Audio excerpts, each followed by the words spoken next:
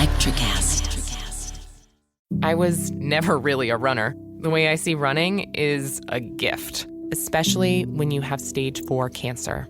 I'm Anne. I'm running the Boston Marathon, presented by Bank of America. I run for Dana-Farber Cancer Institute to give people like me a chance to thrive in life, even with cancer. Join Bank of America in helping Anne's cause. Give if you can at BofA.com/supportAnne. What would you like the power to do? References to charitable organizations is not an endorsement by Bank of America Corporation. Copyright 2025. The kids are still at practice, and I have no idea what's for dinner. You can get a rotisserie chicken and 2 sides for just $15 in as fast as an hour with Walmart Express Delivery. Who said that? Who's in my house? Don't play with me, because I'm not the one. It's just your friendly Walmart announcer. This is a commercial. Oh, okay. You were saying dinner for a family was just $15? Yep, it'll be at your door by the time you get the kids home from practice. Order now. Welcome to your Walmart. Subject to availability, restrictions and fees apply. Now that was a helpful commercial.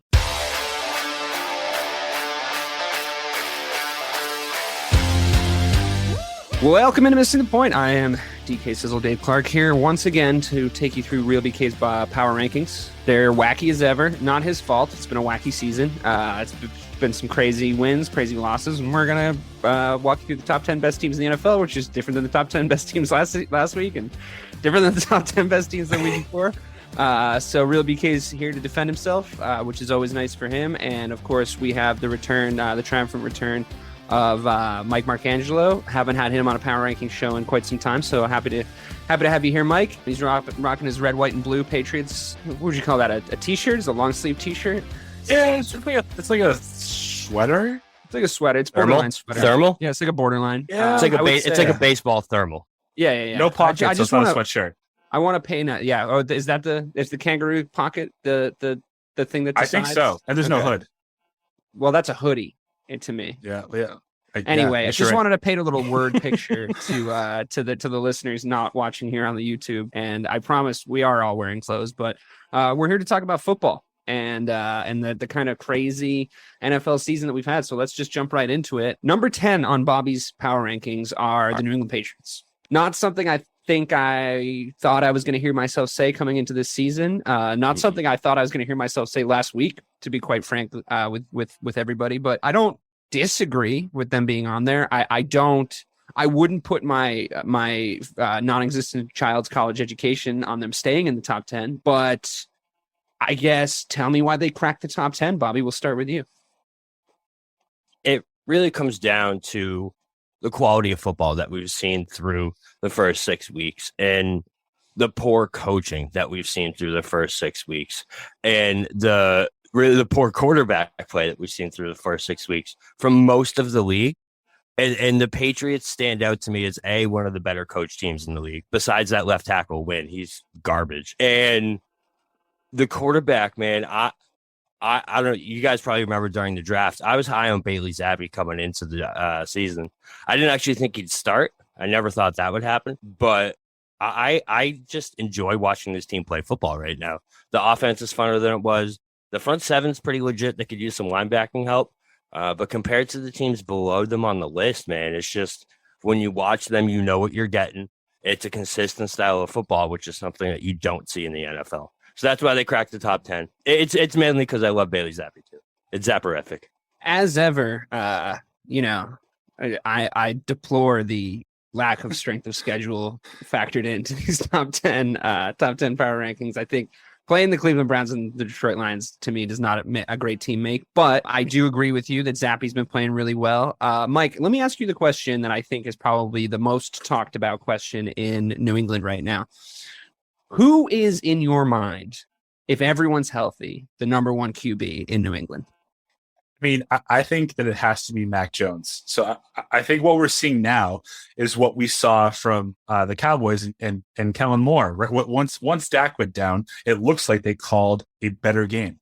It looks like they made this offense easier and more digestible for Bailey Zappi. I thought that his performance in Cleveland was good, but it's against Cleveland, and listen, I'm basically wearing a Patriots fucking billboard right now, and I'm here to tell you that I don't think they belong in the top 10. I thank you for putting them there, but I just think it's a matter. I appreciate it, but yeah, I mean, if you look at the teams that they're ahead of right now, right? So it's just a matter of like a principle of not having teams that play that bad of football right now on this list. Because listen, the Bucs definitely could be on this list. The Packers definitely could be on this list. The Ravens could be on the list. The Rams, the Dolphins, like all these teams. But week in and week out, something weird is going on in all those cities across America. I don't know what it is. Well, we know what it is in Miami. But for the rest of them, it's just it's the Rams' offense is horrible. They have no running game, and Cam Akers and his coach are having a drama fit every week. You have the Ravens, who just can't hold on to a fourth quarter lead for the life of them. Obviously, the Buccaneers, Tom Brady's going to weddings on Friday night, getting hammered and playing like crap on Sunday. The Packers, those troubles are very documented. Aaron Rodgers' offense. The Niners just lost to the Falcons. It's just like you go down this list, and there's so many glaring weaknesses or like glaring red flags for all these teams. And the Patriots just have that one green flag. The Patriots made the top 10 because everybody else sucks. Yeah, right. That's a factual statement. Yes, I would just advocate that. So do they, and it's just it's the Lions, it's the Browns. I don't know what's going to happen against the Bears, but also like the only two arguments that I would make about number 10 would be I would advocate for either the Bengals or the Titans. Bengals because they won the Super Bowl last year, so they should get that. And then Bengals are number 9. Oh, they are? Okay, perfect. Well, then you already solved that. And then the Titans are what, 3-2? 3-2. And they have a negative 23-point differential, and they still won 3 in a row. So like there's something to be said about that. Their offense is not great, and they're still winning games. But I mean, great. They were the other top contender. When I first put the list out, they originally were the number 10 team. And I sat there and thought about it for a minute. And it's just, I trust Zappy and Mac Jones more than I trust Ryan Tannehill at this point. So that's why they got that list. Bill Belichick, and Bill Belichick. Yeah. Because like you said, I mean, the coaching around the league has been, for the most part, pretty atrocious. Some pretty terrible calls. Like the idea of a team like the Las Vegas Raiders taking a gamble on Josh McDaniels, and Josh McDaniels just like finding a way to lose. Like that's just like seems to be his MO. Like I'm just gonna find a way to like I remember when they played the Cheifs, Andy Reid just got in his head so hard, and it's like I don't know who Josh McDaniels is. Like, is he this offensive guru, or is he just like all hype, And then you watch him coach the Denver Broncos back in the day, make weird trades, like advocate for weird trades and like build a weird team. Yeah. And like build a really weird team. And it's like very strange. And then you watch him in Vegas going for it in situations where he shouldn't be going for it and doing all this weird stuff. And he's the perfect example, I think, of, I don't know, probably 23 bad coaching jobs so far across the league. And I think you're right about it. Like, I think the Eagles look really well coached. The Patriots look pretty well coached for obvious reasons. I think, I still think the Chiefs look really well coached. I don't even think something's up with the Bills, like as much as they won that game and it was a big win for them, something's up with them. So I just think like across the league, like game plans really aren't being implemented. And I do genuinely see your point. As far as them playing the Bears on Monday, like talk about finding a way to lose, man. The Bears like genuinely could be 4-1 every week, bro. Like they could be 4-1, but it's like something happens where, and it's like, it's tough, right? Because like Justin Fields, like year 2, you want to see him like make plays to win games. The ball's like never in his hands to win the game, and then when it is, his guys let him down. He made the play on Thursday. To be fair, he made the play. Yeah, and I mean, obviously, if Darnell Mooney's your best wide receiver, you might be in a little bit of trouble weapons wise. He's not a bad receiver, and he made a great catch this season, like a great one-hander. It's going to be on the highlight reel for the season, but come on, we need some weapons on that offense. I get it though. Like we're rebuilding. We're in a full rebuild. Do I think we'd be able to beat the Patriots on Monday?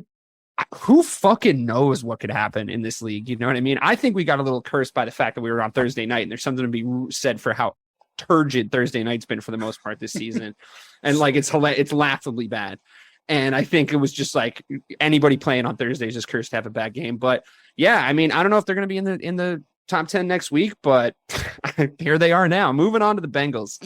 They're defending AFC champions, right? They have studs all over the field. They have Jamar Chase, who finally looked like himself this week. Joe Burrow finally looked like himself this week. Kind of showed up like a man on the mission, going back to Louisiana, showing up in the game-worn Jamar Chase LSU jersey, signs in the crowd. Thanks for coming, Joe, but like, this is our house, blah, blah, blah. Like, he needed to go win that game.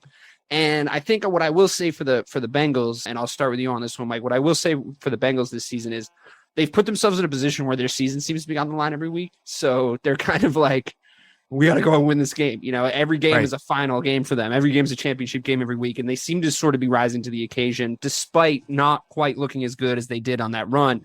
Would you agree with that? And do you think that the Bengals are going to stay in this top 10 for the foreseeable?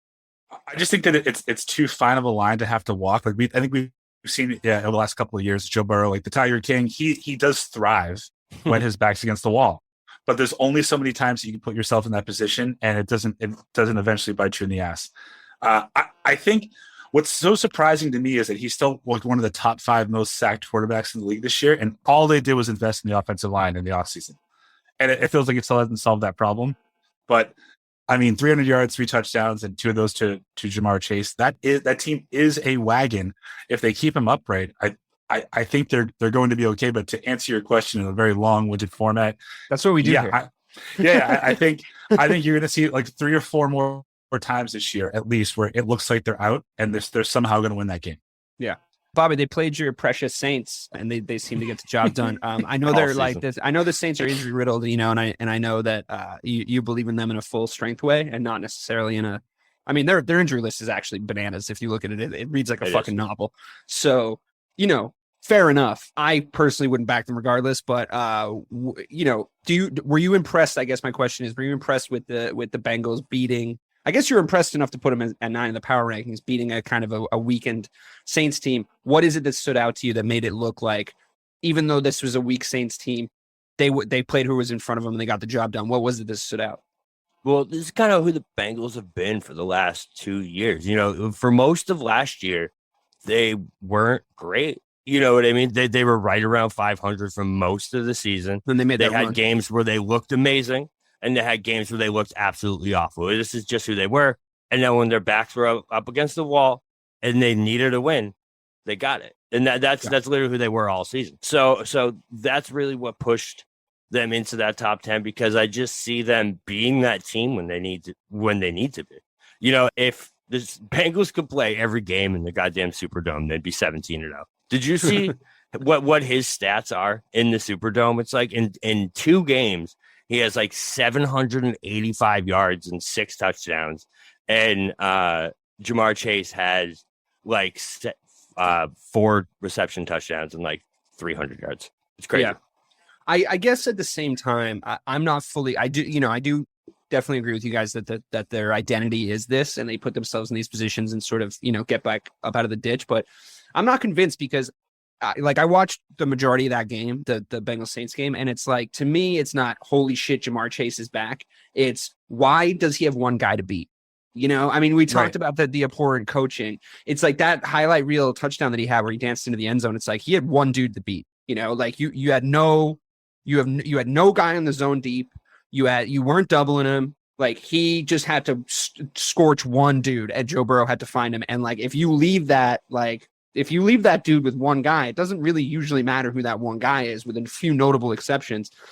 It was bad coverage. Like, it was blown coverage essentially on a stud wide receiver. And like, I'm just not convinced. I think that the Bengals come up, maybe they go on a little run, but if they come up against any team that's like serious, like a Philadelphia Eagles, built to beat them right now, like absolutely just formatted to beat them, like the way that they win football games. So I don't know, not convinced, but we'll see. We'll watch this space with the Bengals. Bobby, one more. The next 5 games for them are the Falcons, which they're sneaky right now. Browns, okay. Panthers. They got a lot of skilled players. Yeah, but then Browns, Panthers, Steelers, Titans, and then they get the Chiefs. So that's where we'll see the test for them. But they should come out of there what, 6-4 at the Yeah, worst. or If they drop because one they're of the those, right? Bengals, because they're the Bengals, they go under 500 on that run until they get to the Chiefs, and then they beat the Chiefs. And then they beat the Chiefs. Right. You're right. That's exactly something weird might happen like that. So we'll see. All right, moving on from the Cincinnati Bengals. Looking forward to so talking about them factual. some more as the season goes on, because they are a weird group of guys. But I still do like Joe Burrow and maintain that that's what everybody thought. What's his name? Baker Mayfield was going to be, and he's awesome. And I like that we have him in the league. Moving on to number 8, the Chargers. Glad to see them in the top 10. I do still rate them. Obviously, they don't look as good as I thought they were going to look. I don't think they look as good as anyone thought that they were going to look, unless you were saying they were going to look stunted and weirdly average on the offensive side of the ball. Keenan Allen being out for this whole season so far, basically notwithstanding, Herbert was a guy who was matching Patrick Mahomes on yards per throw the last 2 seasons. He doesn't look like himself. I don't know if it's the rib thing. I don't know if it's how the offense is being run. He looks confused out there. He doesn't look like he knows the plays he's supposed to be running. Quite frankly, neither did Denver. To me, that whole game just made it seem like they turned off the fucking microphones, the headsets, and communication with each other, because it just looked like the players on both sides of the ball were just confused with what their coaches were trying to tell them. It was a turgid affair, as a word I want to use. But yeah, a lot of these primetime games have been tough, dude. Like real because tough they're watches. all Broncos games. Yeah, which is wild, right? And then I was like, please just don't put the Bears in primetime. And it's like Thursday night, Monday night, Sunday night. I'm like, okay, cool. Awesome. Great. Super. Let's watch Justin Fields get sacked, but let's millions of us watch it. But whatever. Moving on with the Chargers. I do think their defense looked like I thought their defense was going to look all season in that game. I think their defense finally clicked. I think they definitely need to get it figured out on the offensive side of the ball. But with the Chargers being 8, I guess same question to you, Mike. How solid do you think their place in this top 10 is? What do you think's going on with Herbert? Do you think it's his weapons being hurt? Do you think it's him being hurt? Do you think it's the coaching, or a combination of all of those things, or something I didn't mention? Yeah, it's probably going to be a combination of all those things. I think it's easy to look as good as he looked the last couple of years when you have your number one target that is healthy, Keenan Allen. But I think he's making Josh Palmer like a notable name. You actually want him now as a wide receiver. I also think this, if they rely solely on Herbert, then I don't think they can go that far yet. I think they do need to rely on the running game and run Eckler into the ground. Also, also keep using him in the passing game. He's having a great season, to be honest with you. Yeah, of course. Yeah, yeah. Well, he was their most leading catcher in the game. 10 catches, 47 yards. I mean, so he's a dual threat. What I will say is, I think that Denver is terrible. I think that this Russell is cooked. I think this is more of who wanted to lose this game more than who wanted to win. But the thing, their defense should be better than it has been so far. And I think that it is interesting that you saw J.C. Jackson get benched in the second half. Like that, he's not a shutdown corner. He's not a number one. So let's see what they do around that. But it's a tough division. Like, they could be a really good team, DK, and they could still finish like 10-7. Yeah. I feel like there was moments from Russ last night, where he sort of looked like himself. First quarter was pretty good. Yeah. Yeah. His offensive line completely just stopped trying after a while, which to me, the easy way, the kind of lazy way maybe to read into that is he's a fucking weirdo. He hasn't been able to galvanize his team around him from a leadership standpoint. Everybody knows that he's kind of a weird robot, and his offensive line aren't motivated to make him not die. But I mean, or maybe they just aren't great, or maybe he's just not releasing the ball quick enough, which he was definitely guilty of a couple of times last night. Decision making towards from the first quarter to the fourth quarter looks like two different brains inhabiting the same body. The decision making was atrocious in the fourth quarter. I honestly couldn't believe it. He looked like fucking Rex Grossman out there. And I just think, and yeah, the pocket was breaking down and stuff, but it's come on, that's Russell Wilson. That's what he does. That's him fucking doing a little skip to my Lou when the fucking pocket breaks down is when he's at his most dangerous. So yes, in the first quarter, he looked like that. In the fourth quarter, he really didn't. So were they banging him up? For sure. But Jesus Christ, man, make some better choices. DK, he went 10 of 10 in the first quarter and then 3 of 18 in the second half and overtime. Yeah, that's terrible. That's fucking terrible. That's really genuinely the opposite of how you want your quarterback to play. Josh Allen had a tough first half against the Chiefs. They made some adjustments, and then he down the stretch, his efficiency goes way up. And that's really the timeline order that you play your quarterbacks perform. I mean, obviously you want them to play great the whole game, but if you're going to pick, Bobby, what do the Chargers look like to you? Do they look like a team that are, I mean, I feel like they're teetering, right? Like they're either going to click and Keenan Allen's going to come back and he's going to go on a little streak. That defense is going to play a little bit more like they did last night across the rest of the season. They're going to look like the Chargers we thought they were going to look like: young, hungry, athletic, fast, and winning games, or they're going to slide. And I think we're going to see it over the next couple of games. And I fear it's slide because of what I've seen that coaching staff do and the decisions they've been making. But which way do you see them going? Yeah, that's exactly where I was going to point to it. Is the Chargers can literally go two different ways, and they could become a top 5 team in the NFL within the next month and a half, or we could be talking about them, battling it out for second place in that division. I think there is a planet where they contend with the Cheifs for the top spot in that division, but they have to fix things soon. And Brandon Staley needs to stop getting out of the way, man. He's another one of these coaches that this season, the decisions that are being made are just not like they've never been made before in the history of football, and it's for a reason. Like these analytical, like, oh, you're tied at 20. It's worth it to go for the touchdown on 4th down at the end of the 4th quarter when you're tied and can just take the lead and make the other team drive the length of the field. You know what I mean? So Make them do the work. It's mind-blowing to me that there's been a lot of that this year, man. A lot of like, so why are they going for man. 2 right now? Like the math doesn't add up. Why are they going for 2? Like a lot of that, not just with the Chargers. I'm talking across the whole NFL. Like a lot of those moments where you're like, just kick the fucking extra point, or like just kick the field goal, or just punt it. It's fine. Don't worry about it. I mean, we even talked about Harbaugh making these decisions. Like there's something been mixed into he's the main guy. He's the number one culprit for me. He has like a 30% success rate. So the rest of the NFL is like, you know what? Let's do that. Let's do that. Like, what? Right? What? It's I feel like someone at some sort of off-season coaches meeting did like a TED talk about advanced analytics when it comes to like certain situations in the game. Stupid. And they talk them all into these like really weird situations, be like, go for it on 4th and 3 in your half. And it's just like, wait, what are we doing? The percentages say. What does the goddamn football game say? Yeah. What is the game like? Right. I mean, to me, it's just like there actually isn't that fine of a line between being aggressive and being smart. It's like or being dumb, I should say. It's like you're not being aggressive right now. You're being stupid. Like you're not putting your team in a position to win the game. And also the way the football works and the kind of rock, paper, scissors aspect of it is whenever you decide to do that, you're telling the other side of the ball on your team that you don't trust them to get their job done. And I think that to me is the thing that always stands out from a coaching perspective. Like if you are forced to kick a field goal in a situation to go up 3 points in the 4th quarter with less than 6 minutes to go, right? You're giving the ball back to the team with ample time you're probably giving it back to them 2 or 3 times at that point, right? With 6 minutes to go, depending on how your offensive drives go. Say you only get 3 points, 6 minutes to go. You kick that field goal and you turn around to the defense and you say, I trust you guys to keep them to 3 or less. That's why I just kicked the field goal. If you go for it, you don't have to say anything to them. You're sending them the message of like, I really think we needed a touchdown because I don't think you guys can fucking stop them.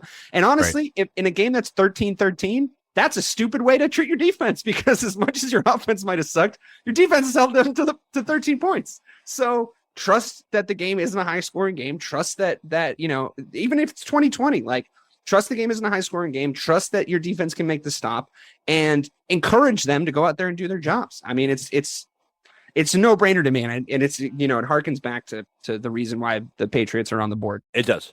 So to bring it back to the Chargers though, let's just say that, there's a question internally when your star wide receiver who's hurt tweets at the end of a game, WTF are we doing? Because they went for it on 4th and 2 instead of punting the players have Twitter.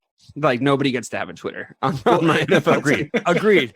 But he since has deleted the tweet, but it was out there. There's no deleting anything. The internet is a permanent place. But listen, if that's happening, right? If Keenan Allen's doing that on Twitter, you better believe that's happening within that locker room. Of course. You know what I mean? Like that's not the first person that that's thinks so that. Leaky, Right, exactly. So it's just that there definitely is red flags, but Justin Herbert and Keenan Allen when he's healthy, and Khalil Mack and Joey Bosa, like those guys kind of put them into that top 10 because, like we said, it's a big pile of shit underneath them. So, but just think about what you just said. They have all those people on defense. And to Dave's point, they still fuck around with it.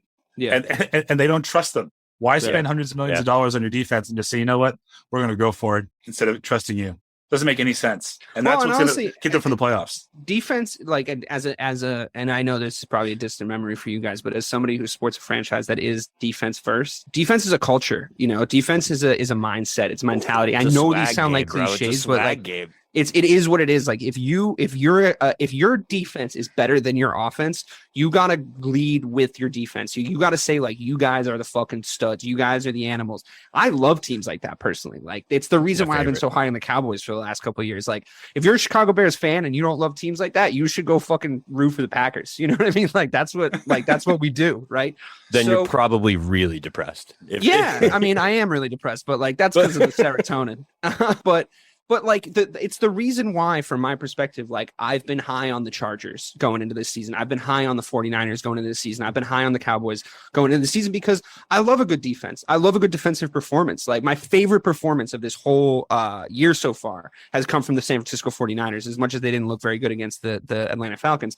I love a good defense. And to me, it's disrespectful, you know, because it's a hard job and it gets harder every year based on the rule changes. And it's very like, I grew up playing Madden to just go like, no, we'll score again. You know, it's like, nah, dude, trust your defense, man. I need them to make better decisions in that sense and big up those players because they have studs all over the field, the Chargers on the defensive side of the ball. And if you have a guy on your team with the last name Bosa, you should trust your defense to fucking do what they're going to do. You know what I mean? Like it just is what it is. So it's disappointing how that team is being run because I really genuinely believe that they have a ton of talent. Let's move on to number 7. Surprising, I think, drop in on this, but I mean, record-wise, no, but I didn't think I was going to see the New York Jets on the Power Rankings top 10 this year, to the point where I'm going to be real with you. Like, I have not been paying much attention to them. Like, I don't have any other players on my fantasy team.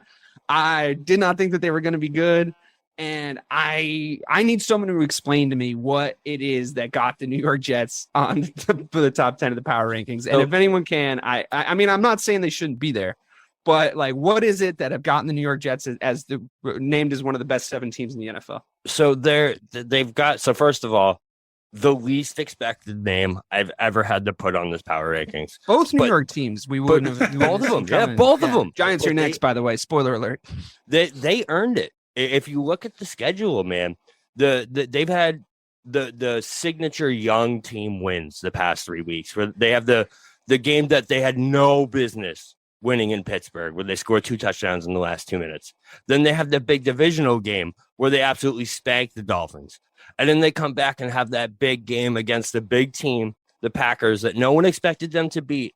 And they come out and just dominate them. I just think, Mike, I said this to you. I don't know if you remember this, but during our first initial power rankings, I was like, the Jets are my weird, like, why are they in the playoffs team? But they just have that swag, man. The coach calls them the baby Jets. And anytime Baby Bears is a lot cooler, just for the record. What? I mean, we did the Baby Bears thing first. There's alliteration in that. Baby Jets is fucking stupid. Why wouldn't you say Junior Jets? You guys are fucking stupid. It's super dumb. Alliteration is important. That is way better. Right. That makes me hate them. Their top five draft picks are all starting on defense. Yeah, and they're contributing. Bro, Sauce Gardner is already a top 3 cornerback in the NFL. He is locked down, shut down from day one. That dude is legit. I don't know. I just love they're a fun team to watch, at least on defense, because they just have that swag, exactly like you said. Like, defense is a culture, and when you have a team that has that kind of defense, it exhibits this kind of swag that just comes off of them, where you're just like, bro, I love this team. Like Sauce Gardner putting on the cheese head as he's walking off, like people were giving a shit for. I love that shit. Yeah. Like that gets me so fired up, bro, that he was like, yeah, let's go. He said Green Bay felt like home to them. Like it wasn't even a road game for them. Like that shit, bro, that shit runs through your locker room. And that's the type of stuff that gets you those weird playoff teams that you never expect. Totally. Mike, what do you think? Are these Jets for real? Yes. I wholeheartedly think that they're for real. I think that defense is they kind of remind me a lot like or remind me of the Bears, DK, in the sense that they're a young team and they have a pretty good foundation. I love their coach, and it finally feels like they're putting Zach Wilson in a situation where they don't expect too much from him. They don't want him to don't lose us a game. You don't need to win us one. Just don't lose us one for now. But he's an exceptional talent. Like, he has arm strength. He's got it all. So they have that. They figure out their running game. But that defense, man, I said in the preseason, I think that the Patriots are going to be closer to the Jets than they were to the Bills. I mean, if the Jets keep rolling, I don't think it's going to be that close. I mean, the Patriots are number 4 in their division. But I mean, a division I think that has a lot more wins at this point in the season than we thought it was going to as a whole, right? I mean, the Patriots coming 3rd or 4th in their division isn't incredibly surprising to me coming into the season, but to come in 4th where everybody's over 500, like, is that a real possibility that we might actually see? Like, that's the strongest division at that point, right? You have. I mean, I know Miami is having trouble at the moment because they tried to kill their quarterback, and I know that I still like their coach though. Like, he's funny, like he's entertaining. But I feel like he just broed that. He's like, bro, you'll be fine. Come on, bro. Good. Just go in there. Bro. It's fine. It's fine. I mean, I know you're not making any sense when you talk right now, but you should just play. But yeah, I mean, that's cool. I like a good defensive team. I don't like the Jets though. Something it's about scary. the franchise. Listen, that they are hard to like, but this team's likable. Yeah. If that makes sense. It's one of those where, like, listen, I had like no faith that they were going to beat the Packers, and it was one of those where, like, if they do this will bring them to the point where they can be a believable good team. But because can we talk about the Packers to go into dysfunction though? Like, I mean, that has to play some sort of a but part it's in still it because going into Lambeau as a young football team and coming out of there with a win, regardless of what they're playing like. Like, it's but I mean, Lambeau. this is an iteration of the Packers that looks like it can lose at Lambeau to a team like the Jets. You know what I mean? They Like, look like a I'm not college taking football anything team, away from the Jets. I'm really not. Like, they win and they earn their win, and the Packers have looked a little trick or treat this season, but both good or bad. I mean, Aaron Rodgers coming out after the game and being like, simpler, needs to be simpler, and then Matt LaFleur being like, I don't know what the fuck that means. It's like, guys, honestly, whatever dysfunction you have, I mean, I obviously revel in it. Love it. The only thing I like better than a Bears win is a Packers loss. But your dysfunction, at least keep it behind closed doors. Like, at least don't come out in the press. And obviously, Aaron Rodgers has gone weird.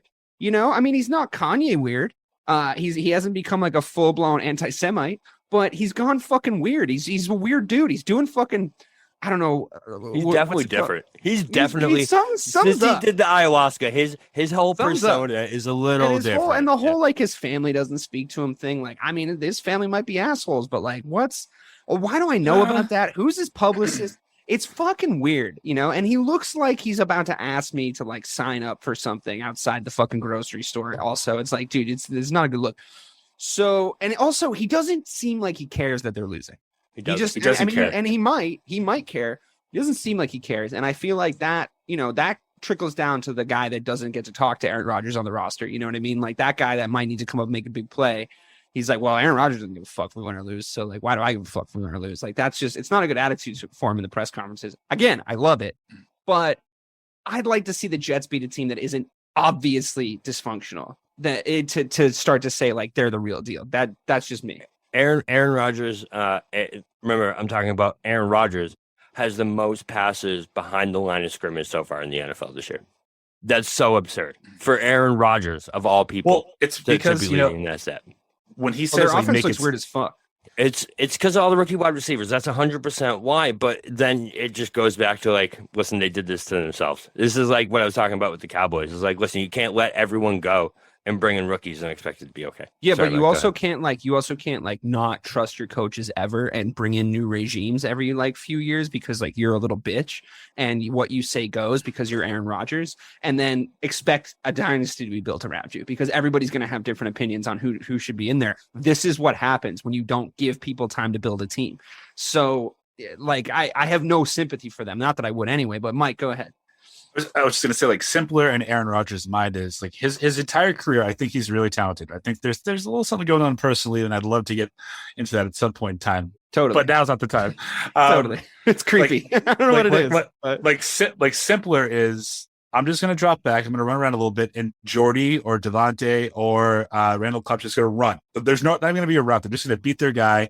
I'm just gonna throw it there. That's all he's ever known. In the NFL, so it's fine. That's all he's ever known. That's fact, because I don't know. You remember like the Jordy days. All them. What he used to do is they do the rollout, and then one of their wide receivers would cut over to the sideline, and that was like their number one play. Like he was so good at that throw on the sideline. It was a really hard throw. Yeah, it is. But and like he would be able to make it. You're right. You're right. He's used to that street football where it breaks down, someone gets open, and he hits that open dude. But guess what? No one's open. Right. No one. Well, that's why he's throwing in the flats every play. And there's nobody there for him. And he's throwing it. Like, I think what he's trying to do too is he's trying to go like, okay, well, how do I simplify the offense for myself if I have to make these underneath passes all the time? If I have to pass to the flats, and he's going to his tight ends. The problem is his tight ends are, they're good, they're decent, but they're not Kelsey, Gronkowski level good. They're still fucking tight ends is the problem. So how many tight ends in the league can make a play after you give them the ball, like 5 yards past the line of scrimmage? Not that many. They might be able to catch it, and they're big, so they might be able to fall backwards a little bit, but you're not making explosive plays like you're used to seeing the Packers make. I will say I think they have the best run committee of running backs in the NFL. Like, I think the way that they split the touches for their running backs and the way they use their running backs is better than any other team. Like, it's genuinely like it should be studied. Like, this is how you get the most out of two good running backs. This is when you use them. This is when you fill in. Like, this is when this guy spells this guy. This is going to be the reception guy for this situation. Like, they're great at that. So, and he's always had good running backs. So always. It's like when they say, "Oh, Tom Brady's always had a great defense." It's like, well, Aaron Rodgers always had great running backs. It's like it just is what it is. So, I mean, I know we're stuck now on the Packers, and we should have been talking about the Jets, but like they are an important team to talk about. I'm curious where you guys think they're going. So that's why that win over the Packers was impressive, because exactly what you just said, where they have those two impressive backs. Total, those two were 19 for 60. Right. In that game. So, I mean, A.J. Dillon averaged 4.1, but they shut Aaron Jones down. Like, it was no room for Aaron Jones. So the fact they were able to shut that down is impressive. The Packers, though, bro, that's panic button central. Yeah. They're already on the rumor mill for a wide receiver. Something has to change there, because you can't run a college-style offense. There's not even like a good college. It's like you can't run the offense from Navy with the Packers. You know what I mean? Like that's not going to work. So something's got to change, where it's either got to come from LaFleur,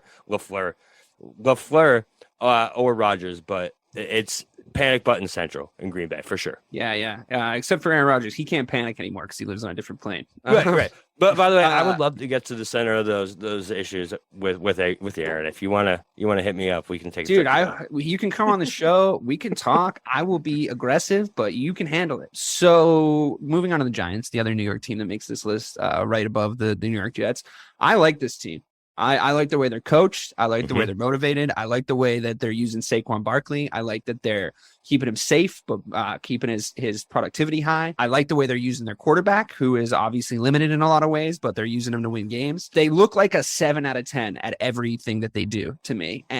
But most of all, considering what has emerged as the theme of this show, they're one of the few very well coached teams in the league. And I think from a man management, motivational standpoint, from a tactical standpoint, from a game time management standpoint, they look fucking great from the coaching side of the ball. It makes me super jealous. And I just, I'm not saying Eberflus is like a bad coach. It remains to be seen, but he's making a lot of the same mistakes. He's no Brian Daboll, though, is what you're saying.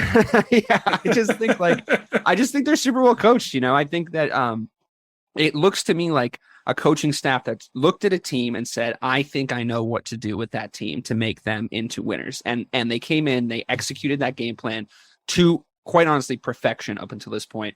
I think once some tape emerges, we'll start to see some of the personnel holes that they definitely have get exploited. Once that we get into the sort of the middle and the end of the season, I think it's difficult to ride the wave of momentum that they've been riding. But as of right now, can't slight them. They've done what they've done. So Mike, to you, what is it that's made this this Giants team good, and what is it that they're going to have to do to sustain it? I think it's their grit, and that's such a useless, shitty thing for me to say because I can't live this. It's not like tangible, but a very Dan Campbell saying. It just sucks. But like, all right, so you think about it this way: they're 5-1, right? Yeah, and their point differential is plus 14. Yeah, so they're not blowing any teams out, so they will out-grit you. Mm-hmm. Yeah, but to your point though, what happens when a team figures out how to stop Saquon Barkley? Because then do you trust Daniel Jones and his wide receiving core, which isn't great, to win you a game? I don't know. I just feel like, again, another useless platitude. But I think this entire team, like they just all actually believe in each other, so that they're making up for it. They're overcompensating. You sound so much like a Dan Campbell press conference right now. Yeah, we really just got to put our best. This is my TED talk on how to lose fucking listeners on a podcast. But like in reality, I think we're gonna figure out when they come up against a team that shuts Saquon out. If Daniel Jones shits his pants like he has in the last 2 years, then we know that he's probably not going to be on the Giants next year. But I just think week 6, I would have never guessed that the Giants were going to be 6-0. I don't think anybody was going to be honest with you. But I do see your point. I think that, much like we were talking about with the Packers just now, there's always going to be a game where a team figures out how to stop the run. There just always is. If you rely on the run to set up your passing, you can survive that. If you rely on the run to spell your quarterback or to confuse defenses, you can survive that. If you rely on the run to win you games, and I think I've been saying this on this podcast, and I think you have too, Mike, for a long time. If you rely on the run to win you games, that is going to blow up in your fucking face. And I think that is definitely true of the Giants. Listen, I don't blame them. If I had Saquon Barkley, you know what they used to say about Jim Brown? I mean, this was a different version of the NFL, obviously, but they used to say about Jim Brown, if you have the biggest cannon, you got to fire it. If you got Saquon Barkley, you fucking use Saquon Barkley. But I absolutely agree with you that they are going to find themselves, especially they're now a playoff team. They're on track to be a playoff team. If they get into the playoffs, they're going to find themselves in a situation where Saquon Barkley cannot win the game for them. And then you have to ask Daniel Jones to do it. And then they're all going home. So, or just a game against Philly. Like that's going to be the first, like you can't keep up with them. Right. The thing is with them is like, that's almost like their strategy. Like even if someone does stop Saquon, I don't see anyone taking a 2-3 touchdown lead against this team into the fourth. And that's all Dabo wants to do is stay in these games because he knows when it comes down to that fourth quarter, he can beat anyone. He can out strategize anyone in one quarter. You know what I mean? Anyone can win anyone in 15 minutes of football, but having that extend to the whole 4 quarters is different. But to look ahead at what their schedule is, right? So the next 4 weeks, they have the Jags, the Seahawks, the Texans, and the Lions. Then they play the Cowboys again. But those 4 games, they should easily win 3 out of 4 of those games. So, all right, even if they go 2-2, that's they fine. Haven't easily won any still games, 7-3. They haven't easily won anything, like to up until this point. Like that, like Mike said, they've toughed out a few games. Like they've managed games well. Like I was talking about at the start, but like they're not blowing anybody out. Like they're not like the Eagles. They've beaten the Packers and the Ravens. I guess those teams are pretty flawed so far, and they beat the Titans week 1. But still, I mean? those are pretty decent teams so far. I mean, they're not nowhere. And I'm not taking this away from the Giants. This is part of what I like about them. Like what they're doing and what we're seeing as an example from them. If you take your exact perfect examples, the Packers, the Ravens, teams with full of talent can still lose if you give gifts to the other team. If you hand them ways to beat you, that will be possible. The Giants don't do that. I love that about them. Like they say if you're going to beat us, you better beat us. You got to come beat us fair and square. Fucking Kingsbury rules.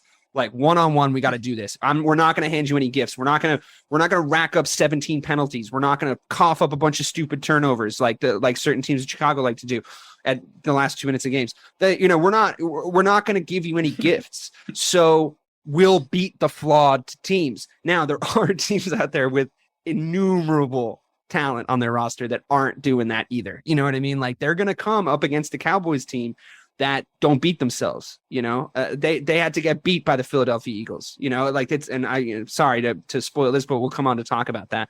But I just think I've seen it time and time again in the NFL. Like you can manage your way to a few wins, but talent is what gets you deep in the playoffs. Like studs is what gets you deep in the playoffs. And they got Saquon, but what does he look like with some miles on his legs, going into week 19 or whatever it's going to be for them. So we'll see. I mean, I appreciate your faith in them, and I know why you like them. They're very likable. I'm not trying to poke holes in them. I do see Mike's point.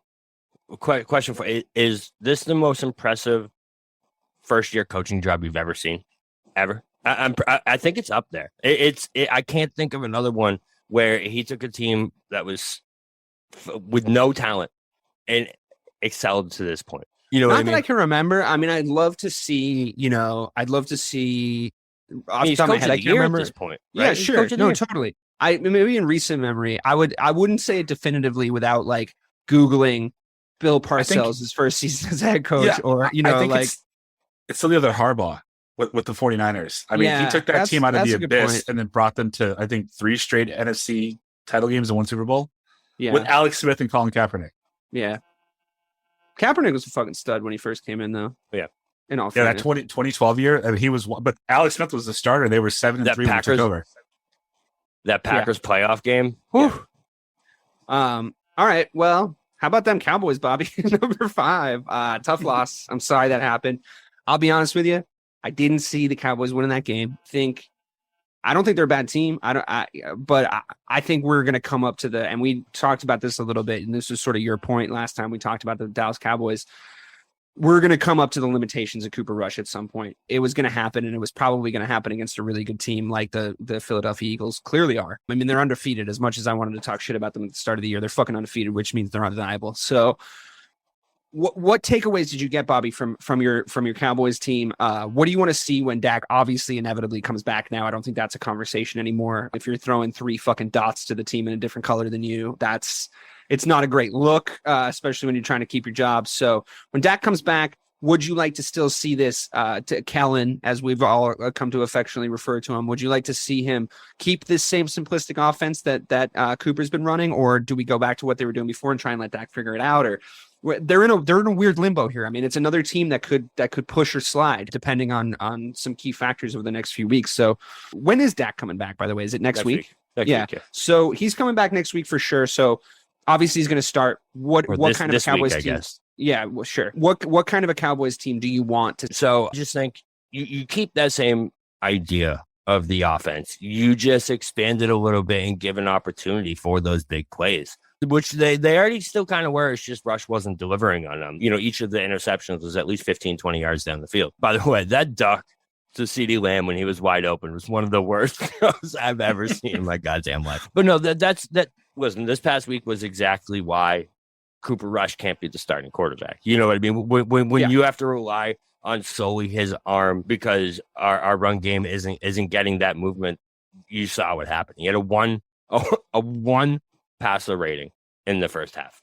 I just, with this team, they very easily are the second best team in the NFC. You know what I mean? It's very possible that that's the way this is going to shake out. So I just can't see them, wasting this out. I can definitely see it. I don't want to see them waste this opportunity without expanding this offense for Dak. Because if you add an electric quarterback or an electric offense onto this team with that defense, and even if we're putting up 24 points a game, we're going to be a tough team to beat down the stretch. Tough team. I just want to say, because I listened to a show when I was on my honeymoon, and I heard you both mention me about how I was telling you that the Cowboys are going to be in it just to fuck with you and just to be like an asshole. I didn't say that. No, Bobby did. I said I was surprised to hear that Mike was high on the Cowboys before, because I didn't remember you saying that. And Bobby was like, he's just fucking with me. No, so I understand why you feel that way. But I was telling you that because that's how much I believe in that division just fucking each other. That's what they do. Like, you just never know in the NFC East. What I will say is I think when Dak comes back, as long as Kellen Moore doesn't become a paranoid schizophrenic like he was in the first couple of weeks, doing all these double reverses and jet sweeps and all this crap that doesn't fit Dak is going to make your lackluster wide receiving core better, because he throws to the open guy. He loves CeeDee Lamb too, but he made him. Like that's why you love him. I also thought that this was Zeke's best game of the season. So if you can split 30 carries between those two, however way you want to do it, and you get $150 out of those backs, then anyone you play is in trouble. I just think I'll tell you why that is. I'll tell you why that is, because if you have a defense like you have, if you're able to run that clock and keep them off the field and fresh to go make plays for you, then you win games. If you ask them to stay out on the field for a long time, it's really it's harder. It's physically harder to play defense in the NFL. It's you have to run more. You have to anticipate more. You don't get to make the first move. You're always reacting, right? So it's more of a toll physically. Also, I think there's a little bit of a bigger drop off in the sort of quote unquote skill positions on defense, like the safeties and stuff. If you have a stud safety, chances are you don't have another stud safety sitting right underneath them. Like you might have for running back, for example, or you might have 3 very serviceable tight ends, So I think keeping those guys, keeping your offense on the field for as long as possible, managing clock, and almost asking Dak to not be the guy that he thinks he is, which is in the class of the Aaron Rodgers and the Tom Brady's and the guys who go out and win you games, and asking him to be a little bit more of a game manager so your defense can win you the games. It's the agreement in Dallas should be, if you ask me, just score 17 points. If you go out there and you score 17 points, we will win you the game from there, because we'll keep them to 13 or we'll keep them to 10 or we'll keep them to 6. Like that, if you guys score 17 points every game, and you're on the field, the offense is on the field longer than the defense is, you win every single one of those games. I guarantee it. Yeah. So to me, it's about managing your games, and it's just about how successfully you can do that. And the Cowboys, unfortunately, are the worst franchise to be given that remit. That's far and away, factual. because the second Dak Prescott starts making some plays, he's going to be like, it's my time, baby. And it's just going to go fucking berserk. That really is the MO with Dak, though, is like when you look at what's made him successful so far in his career, it's when they play, football that's not based solely off of him. The year that his rookie year, it was Zeke's offense. You know what I mean? He had 1,800 yards that first season, like 14 touchdowns. That Zeke was a monster. The next time they were good again, I think it was 2 years ago, I guess, and last year. Last year was the defense. And then 2-3 years ago, also the defense. Plus Zeke. That was like the Jalen Smith, Van Der Esch season where they were like you also had a lot of better wide receivers at that point. But like putting too much on Dak has always shown that it isn't going to work out well for us in the end. We'll win a couple games. We'll score 40 points in a few games. But being the number 1 ranked passing offense with Dak Prescott hasn't worked out for us in the past. Yeah. So that ball control, rely on your defense is definitely the way we need to go with this team. Because that's the way that you're going to go far in the playoffs, too, especially in this NFC. If Dak Prescott had to come into the league 15 years sooner, he would have been like the greatest quarterback ever. Because I just think that the margin for mistakes at the quarterback position and the reliance on quarterbacks to win you games is his sort of albatross. It's his downfall. Because, Brett Favre, if you remember, it was like the riskiest fucking quarterback of all time. Like, I'm pretty sure he holds the interception record. So, because he would just fucking fling it in there and he would just try to make plays, and you could afford to do that in that version of the NFL. Now the speed of defensive backs, the hands of defensive backs, the way that defensive players are able to make plays, the way that defenses are asked to play, you can't do it anymore. So he's transitionary a man at a time to me. It's like when you see a center who can't stretch the floor in the NBA, which is, also, we also have an NBA show up. You guys should listen to that, or we will. We're going to record after this. But it doesn't exist yet, but I promise it will. But, I think he's kind of transitionary in that way, don't you think? Because he's not a Josh Allen or a Patrick Mahomes. He is more of a Brett Favre, of a Ben Roethlisberger, like he does sort of have that frame. He does sort of have that mentality. Or am I way off base? I think you're spot on. And I think that's what makes him have even of a higher ceiling than even he realizes. Because if a big theme throughout this show has been game managing quarterbacks. You look at this top 10 right now, the Pats, the Jets, the Giants, all these teams are not letting their quarterback beat them and relying on other areas of their team to win games. The Cowboys can do all that Yep. Plus, you have a quarterback who can make the plays and win you a game. He doesn't have to do it, but when it comes down to it, he can. So I just think if they do this right, they absolutely have another level to go to, and the sky's the limit for them. However, it is still the goddamn Dallas Cowboys. They still will run a draw play with 13 seconds left. Like that. That's definitely an just ban draw plays. Right, to be honest with you, in Dallas. Right, it's just not necessary. But yeah, so that's where I'm at with this team. We're like, listen, my upside is very high on this team, as it was last year. I think it's even better this year because of how they fought. Even in this past game, they fought back. You know what I mean? They were down 17-0, almost came back, but it's all with a grain of salt, and I'm staying like 6 feet away at all times because I'm like, where is it coming? I think it's coming. Mike, if you had to put all of your money on whether the Cowboys are higher or lower in the power rankings come the end of the season, which way you bet? Because they are right now, or than any other team. Oh, then 5. Oh, keep in mind Bobby makes them. And I was going to say in Bobby's power rankings or the non-biased one. Depends how that last playoff game goes. Yeah, I'll say they'll still be the top 10, but they'll be lower than 5.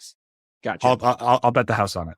So Mike believes in the Cowboys, but maybe not as much as Bob does. But that's good. That's good. That's what we want to see from a fan. But here we go with the fucking Vikings, number 4.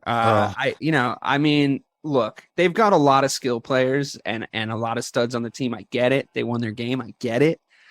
I don't buy it. I don't buy it. Kirk Cousins, though. I just want to see it. I want to see him win in primetime. I want to see him win a fucking playoff game. He is the best practice guy, I bet, in the world. I bet he's the best quarterback in practice you've ever seen in your life. When it comes to actual big games, though, I just don't see it. I mean, 10 a.m. on a Sunday, Kirk Cousins, no fucking worries. But I don't know, man. You know, I don't know. So do you tell me, Bobby? Number 4, the Vikings. They're almost as good as the Kansas City Chiefs, according to you. So please explain it. No, they're not. Listen, they're one place away from them. No, there's a big separate. It's like the Heisman vote where it's like the top 3 they're on 1,000 points, and then like number 4 is a tight end from like Indiana. You know what I mean? That's where we're at here. But the Vikings, man, it's so I heard a great analysis of Kirk Cousins on another famous podcast everyone listens to, PMT. But he was talking about how this is the first stage of the Kirk Cousins evolution, where it's like Kirk Cousins win the game at 1 p.m. He looks amazing. The next one is like he's like beats the team though. It's like Packers. It's like he's 18 for 20. 304 yards. It looks amazing. Jefferson has 170 yards. Yeah. Next week they beat a team on this list. Next week they beat the Bengals. You're like, 4 p.m. game. He was all right. Then you have that primetime Kirk game where you see it go all downhill again. And that's definitely the way it's going to work. I don't think the Vikings are going to be able to go to the Super Bowl. That's not like my projection for them. But if they get that Saturday 1 p.m. playoff game, you better believe they can win it. Sunday 8 p.m. playoff game, wouldn't be a bad bet for them to win their division either at this point. If the word playoff is in it, I don't bet Kirk Cousins is going to win it. Number 1. They're going to win that North, right? Do you think the Packers are coming back in the NFC North? Honestly, I think that I believe in the Vikings folding more than I believe in the Packers, overcoming the odds, if that makes any sense. This game, Kirk Cousins went like 15 of 30 for 170 yards, and 110 of them were to Justin Jefferson. If Tua was on the field, and I cannot believe I'm saying this, if they were not going against Teddy Bridgewater or Skylar Thompson, the Dolphins win this game, and it's not close. There was nothing. This was the most Kirk Cousins win that I could ever see. Kirk Cousins. Yeah, I thought the better team lost that game. To be honest with you, they did. That's just what it looked like to me. I'm a little biased with those fuckers, with those Vikings, but I don't know, man. I just think they've got weird holes. It's like a team where it's like, oh man, like really great skill position, but like if you go into their Madden roster, I bet their right guard is rated like a 63. It's just like there's just weird little things about their team that when I watch them, I'm like, that'd get exploited. That'd get exploited. That's too simple. They don't have studs in that area of the field, and I just think they just look soft. You know, they look like they have a soft underbelly that could be exploited by like a really hardcore team, like a dome team. They're your typical dome team. Isn't that like the MO of the entire goddamn NFL right now? You know, literally every single team except for that top three, you could describe in that exact way. There's not one that you're not like, what the fuck was that? What are you doing? Except for those top three teams. Yeah. You know what I mean? Those three teams are different than everyone else. And right now, the Vikings are 5-1 and on top of shit mountain, as far as I'm concerned. That's the way it looks in the NFL right now. So last week, when it was myself, Robert, and Joe, we did something a little different with the top three, and I think we should do it again this week because the landscape's changed a little bit. I'm going to talk to you guys about this top three, which is the Chiefs, the Bills, and the Eagles, all as a group package. Last week, I asked the question to Joe and to Bobby, if the Chiefs and the Bills were playing tonight in the AFC Championship game, who are you taking? I'm going to ask that question again, knowing now that the Bills just beat the Chiefs in primetime. And I wouldn't say it looked incredibly convincing. I wouldn't say either team looked their best. But, Bobby, do you amend your answer from last week now that you've seen what you've seen from a head-to-head matchup from those teams? And if they face each other in the AFC Championship game, who are you taking? I do change it, honestly. Last week I said the Chiefs when it came down to that playoff atmosphere. But to me, last night in Arrowhead, for the Bills to come out and not even play their best football, like that's not the best game that we've seen the Bills play and look easily. I don't want to say easy, but they looked like the better football team from beginning to end. And it seemed like when they wanted to do or when they needed to do what they needed to do, they did it. You know what I mean? Like they were able to do, make that big play. They were able to get it to Diggs on that big third down. It just seemed like when the Bills are running their offense and their game, they are a better team than the Chiefs at this point. And honestly, I'm ready to say, I think Josh Allen might be better than Mahomes, man. Josh Allen is something because let's wait until he's got some silverware on his hand. Well, I agree. So career-wise, no. But if you ask me right now, one game to win, what quarterback am I taking? I think I'm taking Josh Allen, man, because of that rushing that he brings along with it. It's weird. It's not like you to be reactionary. He's never. But he's like Mike Allstott with an arm. That's how he runs the football, and it's so different than anything. He's a different iteration of quarterback, and I do agree with you there. I'm still taking Pat Mahomes personally, but we'll get to that. Mike, same question. You didn't get a chance to answer this last week, and I do think it is. And there's a follow-up question that brings in the number one team. But in a playoff situation, knowing what you know in their regular season head-to-head now, in a playoff situation, I know it's difficult to answer just reeling from like the primetime game that we all watched last night. In a playoff situation, Bills, Chiefs, who are you taking? Chiefs. I think this is still Mahomes' league until it isn't. He has to be dethroned. And I think I just think that these are the top two teams in the AFC for sure. But something weird happens with Buffalo in the playoffs. I don't know. I don't want to say that they're chokers, because I do think that they could play this game in Kansas City, Buffalo, freaking the Netherlands, and it wouldn't I don't think home field advantage matters to these people, because both home they're just used to playing on the road, and they're used to playing in front of like raucous crowds. The Bills have a better defense. I think they have a better number one wide receiver. Obviously, the tight end goes to KC, but Mahomes has he's never played an AFC title game not at Arrowhead. So that means he's always the best team in his conference. So I'm still going to take him.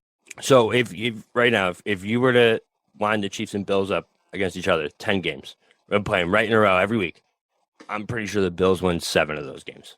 Because I think that's how much better they are. I think they win at least 7 of those games. And I also think that when it comes to that late game situation, right? You guys remember this. When the Chiefs used to be down 28-14, 35-21, need that late drive with 12 seconds left against the goddamn Bills, you knew they were going to score. You knew it. It was already written on paper. They were going to overtime. They were going down the field. They were going to do what they had to do. I don't feel that with this team, guys. I'm not hating on them. I just don't feel that assurance that I felt before. Like that knowing of they're going to drive down the field because they're the goddamn Chiefs and that's what they do. It's not there anymore. Are you sure? Because they've kind of looked like that this season.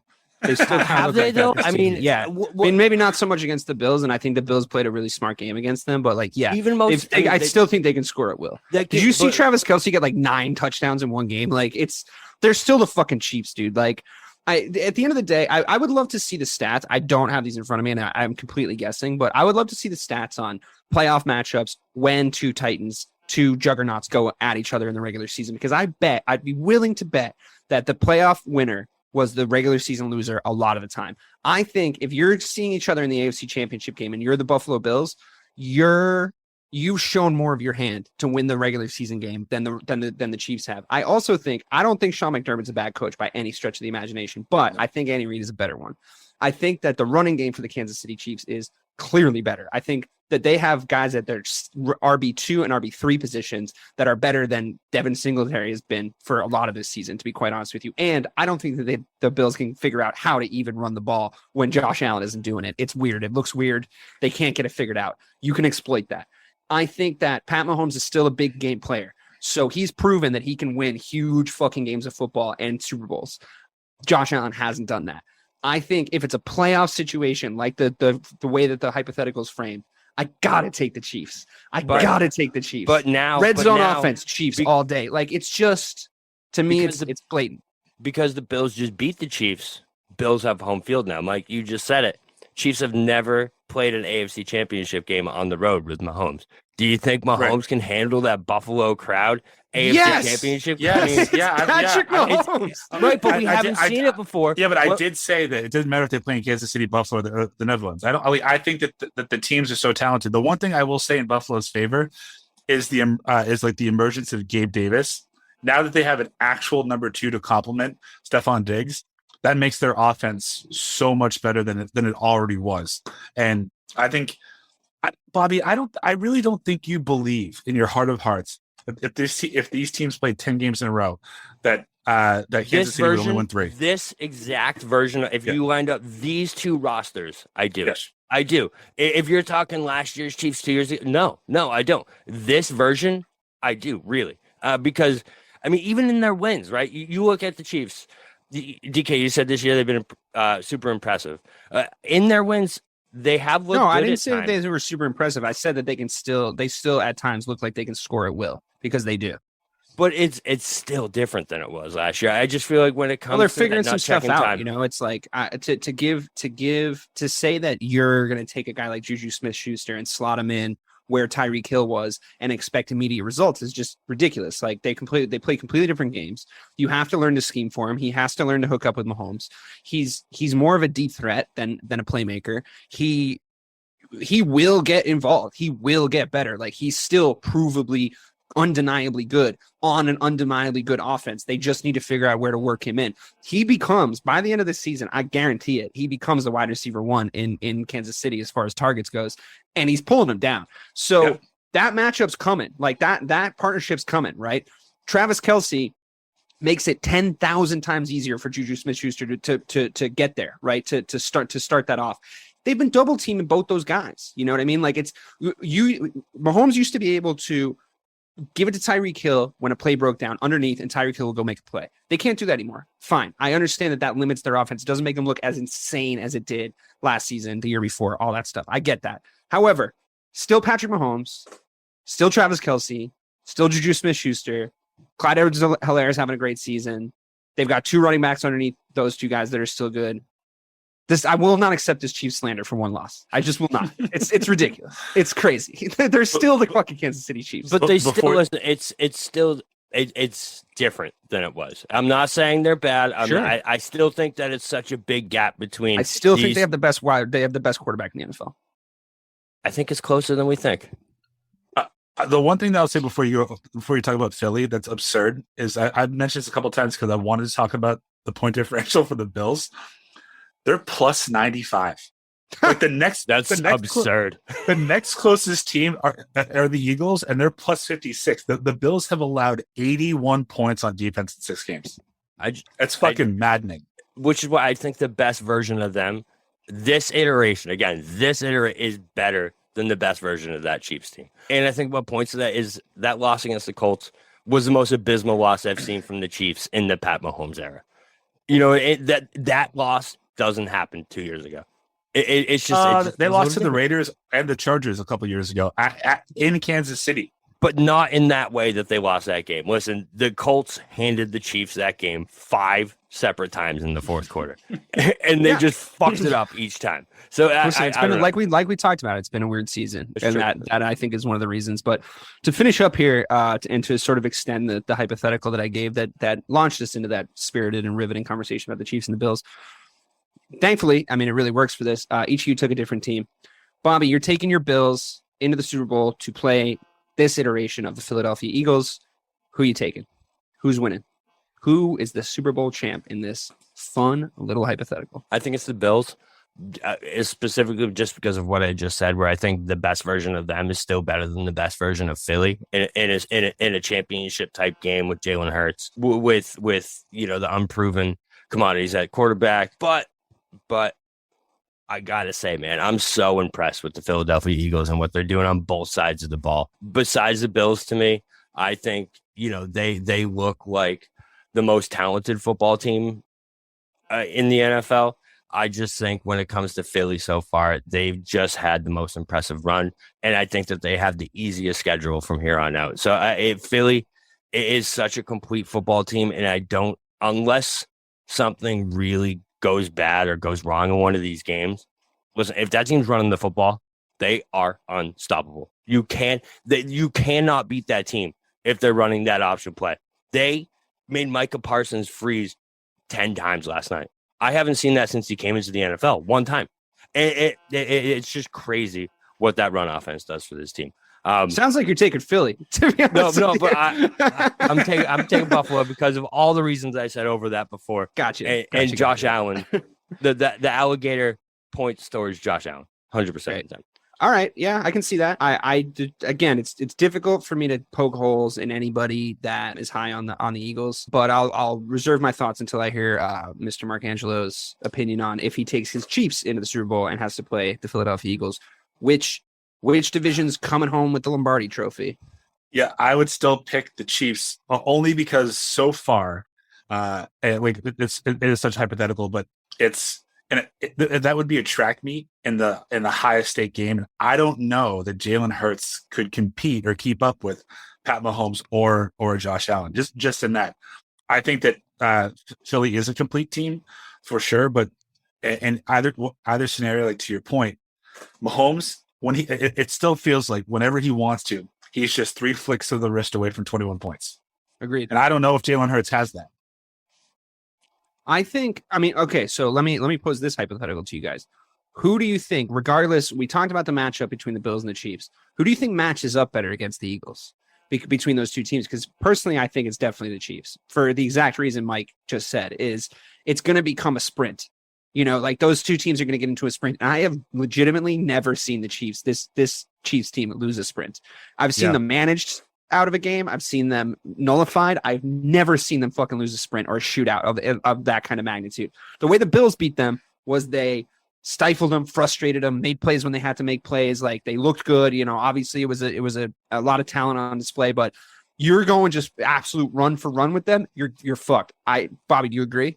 I think I don't know. The Chiefs have a really bad run defense. I think they're bottom third in run defense right now. So I don't think it matters. I think that they're going. I think that game's going to be like 50-44. You know what I mean? That's okay. So you're right because they would just outscore them. So I think you're right there. I do think though, if you shut down that run in Philly and you put the game solely on Jalen Hurts, he's gonna make a mistake. You just need to capitalize off it. And that's been his MO his whole career. So I think that's the recipe to beat them. And I think the Bills can do that. But I also agree, if it's a shootout, the Chiefs aren't losing that game. For that reason, and this is just a gut feeling thing, that the Eagles have like that 15+ win regular season crap out in the playoffs vibe to me, like just for that exact reason. And I hate to say it because honestly, they are fun to watch. Like they're really genuinely adding to the product in a big way this season. And I think, and they've beat a lot of teams I don't like, and they've won games that in very impressive ways. And I think long may it continue. But I think, and I know it's been late in the season that this hasn't happened yet, and we thought it was going to happen already. But I do think there's going to be an evening out again. There's going to be a little bit of a kind of a settling of the boat, and we're going to be reminded that the best quarterbacks in the NFL are the ones that are going to win you championships. And as much as Jalen Hurts is very talented and really impressive, he's not Pat Mahomes, and he's not Pat Mahomes in a playoff situation or a Super Bowl situation. So. Also, to your point, like as far or as much parity as we think that there is in the NFL right now, like the names you're used to hearing, like the Aaron Rodgers or the Tennessee Titans, the Tom Brady's, they're just 3-3. Yeah, they have not fallen back that far. That they're just waiting for one of these up and coming teams to make a mistake, and then they'll capitalize on it. They'll be there at the end. Yeah. Let's be real. The Packers and the Bucks are one win away from being right back in this top 10. If an impressive win comes, they could even jump into that top 5. So they're not far behind on this list. I don't see that happening to the Bucks. I don't either. I don't see it happening with either something's of those up teams down right there. now. I don't know what it is, but do. something's up down there. There's a fucking Hello, magazine right at the counter of the grocery store type shit going on down there that I think is definitely affecting the mentality of the team. I think he's regretting not coming back. I think he's regretting coming back to Tampa personally. But I mean, go ahead, Mike. He tried to go to Miami. I mean, he tried. He tried to leave. He did everything in his power. Imagine that team with whatever. Oh my God. He's like, I still want to live in Florida, though. Yeah, I need a minute. Look, it's weird. He's a weird dude. There's some weird stuff obviously going on in his life. I don't really care to comment on his personal life, but it obviously is seeping into his play. Cheeks. Yeah, I mean, his cheeks. It's seeping out of his cheeks. The whole time. Seeping out of his cheeks. I think that. I always try to be big on the Steelers because my wife's a Steelers fan. It's been difficult this season. I think they're super flawed. I think they have a great coach, though. And I think on the theme of coaching around the NFL, I think he's really trying his best to keep that ship together with spit and fucking chewing gum. But to lose to that Steelers team, if you're going to be the Tampa Bay Buccaneers team that you're supposed to be, to lose like that and sort of just that offensive since they played the Cowboys, like it's just been like Tom Brady can't fucking score in the red zone. What is happening right now? He couldn't score in the red zone that game either. That's exactly what I'm saying. Yeah, that's exactly what I'm saying. It's like Tom Brady can't get it done. Like his killer instinct isn't putting these fucking games away. These are games that Tom Brady wins. So it's weird. It's just weird. I can't explain it. I've looked at it from a lot of different angles. I've watched a lot of Tom Brady this season, as we all are wont to do every season when he plays. I mean, he's the GOAT. I can't put my finger on what it is, right? Or what's wrong with that. Everything looks right, but something's wrong. Something's fucking wrong. I don't know what it is, man. I know that it's early in the season, but I just want to say this right now. I want this on record. I'm not a Pittsburgh Steelers fan. I mean, we know. It should scare the shit out of you if you're a fan of any team in the AFC, if they finish with a bad record and they have a top 10 draft pick, because what that place does with skill position players is absurd. I know, it's crazy. So if you give him a top 10 pick, like they're going to be like the best team in the AFC for the next 10 years. I know. I'm not going to celebrate this for too long. See, Mitch, is that the not that we are? Is that the most surprising win you've seen the last couple of years? The Steelers beating the Bucks yesterday. That's a really bad team beating Tom Brady. Well, I mean, but that always happens to Tom without Brady. Minka Fitzpatrick didn't even play. Yeah, but I mean, I think you underrate. I do think as much as they're not great, and I agree with you, I still think that like there's a chance that Mike Tomlin keeps his I never finish under 500 record this season. Like I think that there's a world where he can get that figured out. Like Mike said, I mean, I don't want to keep doing this like defend the Steelers thing because it's like getting old as a bit, but like they do still, like he said, produce great skill players. It's always like, oh, and here's Bombadoo Mamba Bambu, and he's like the 7th round pick out of fucking Mizzou, and he's unbelievable. Like it is what happens there. Like it just is. Like they still do have Najee Harris. Like they still do have Mitch fucking shit. No, I'm just kidding. Listen, Mitch John's Volume 2 is fully in swing. I'm really happy for him. He's obviously had a tough season / career / life. So I think that sums up our NFL show. A lot of weird stuff going on. The themes sort of seem to remain the same every week when we do our power ranking show here on Missing the Point. But it's been fun. It's been a lot of fun. I look forward to Sunday more than I have in probably a long time. Watching Red Zone and cracking a fat tire is one of the few joys I have left in this ever dwindling existence. So thank you all for listening. For Mike Marcangelo and Real BK Bob Kelly, for our producer extraordinaire Craig D'Alessandro. Thank you so much for listening to Missing the Point, and we'll see you next week.